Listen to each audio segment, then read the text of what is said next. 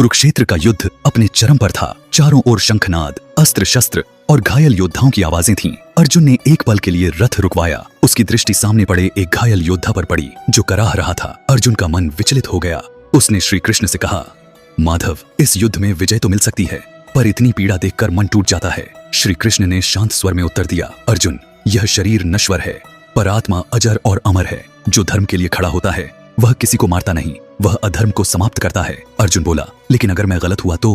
कृष्ण मुस्कुराए और बोले, गलत वह नहीं होता जो सत्य के लिए कर्म करता है, गलत वह होता है जो भय के कारण कर्म ही नहीं करता। वे शब्द अर्जुन के भीतर उतर गए। उसने गहरी सांस ली, धनुष उठाया और इस बार उसके हाथ नहीं कांपे। युद्ध वही था, पर अर्जुन बदल चुका था। अब वह नहीं लड़ रहा था, अब वह धर्म निभा रहा था। इस कहानी का सार यह है कि जब हम भय छोड़कर धर्म और कर्तव्य के मार्ग पर दृढ़ रहते हैं, तभी सच्ची विजय मिलती है।